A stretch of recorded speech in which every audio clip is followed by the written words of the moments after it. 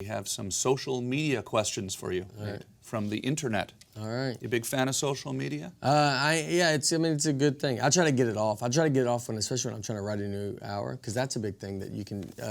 If you read it too much, your jokes can become like where they could either become angry or they could be political, because that's all anybody does there. So you're saying being on your phone too much? Yeah, get off of it, and then your brain can be more silly. How do you get off of it? You just hide your phone? I just I would delete the apps. You know. Delete the apps. Yeah, and then you just don't, and then you're not. You know, every time you go to you do that. Oh, you just delete them off your Just delete them off the phone. Yeah. Mackenzie Boyd Close on Facebook asks, where do you get your ideas from? Social media. I just said take it off. It's all social media. No, I get them. I don't know. They just wherever they happen. You got to be very aware. There's a big Seinfeld thing where he said, you're always as a comedian, you always just have someone else watching the situation that you're in. Mm-hmm. And so if you walk into a room or a party, you always just kind of feel like you have a third eye that's just kind of keeping on an eye what's going on, and someone says something weird, and you just always taking notes. Yeah, you just kind of if that was if someone says something, you're like, that's funny, and then you do it.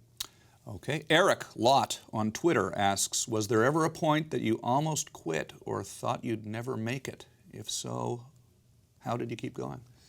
I got lucky to I did this CMT comedy, this stand-up on CMT when I was 4 years. I remember my wife we had one conversation where she said, how long would you do it? Mm-hmm. But I told her, I was like, well, I'm going to always do it. Because you have to dive all in if you want to even have a chance. Mm-hmm. So I don't think I ever had a moment of where I thought I was going to quit. Because I got lucky to get stuff to at least make me think I've chose the right path. But, I've seen a lot of other comedians where you're I wonder if they're thinking about that. Yeah, takes many years to I've done it 16 years. It takes forever to even get to where, you're a little known. Joshy Josh 2009 on Twitter. Joshy Josh. Who is your personal Mount Rushmore of comedy? Well, we said Seinfeld. Yeah, Seinfeld. We'd have had to take some off because Cosby would now be up there knocking her face down. Mm-hmm. But it would be, I would say Seinfeld. I think Eddie Murphy. I think at the moment of when he put those two specials out, I think it's nuts to have specials like that are, and he's 22. That's insane. Delirious. Yeah, it's crazy. Listening to it on an audio cassette. That was my first experience with stand-up. It's crazy. Yep. It's crazy to see it when it's how good he is. At such a young age. Because you just know how young and dumb you are at 22, and you're this dude's doing a real special. So had that incredible confidence, right? Yeah. Ian Rice on Twitter asks, where did you get the idea for the title of your special, The Tennessee Kid? Not as fun of a story. I wanted to name it Nathan Nathaniel, which I have a joke where I say that. And when I thought of that joke, I'm I got the name of my special. This is the greatest thing. I told Netflix. They immediately said no. Couldn't have said no quicker. And so then we just were kind of going back and forth. And then my manager actually kind of thought of the Tennessee Kid, and to kind of show it's from Tennessee and all that. So that's how it was. A lot of time talking over. It's not as fun of a.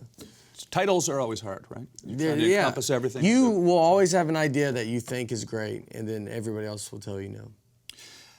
So Josh Stillman 4 on Twitter asks, since doing your bit about iced milk, do fans frequently bring this to you at your shows? I've had people bring it. Once I did a private, a corporate show, at a hotel, and they had milk with ice in it in my room, waiting for me. And I didn't even put it together. I just thought the hotel did it to keep the milk cold. It was weird to have just an open glass of milk just in your room already. And then, but I get people send me pictures all the time of people doing it, of people ordering milk with ice in it.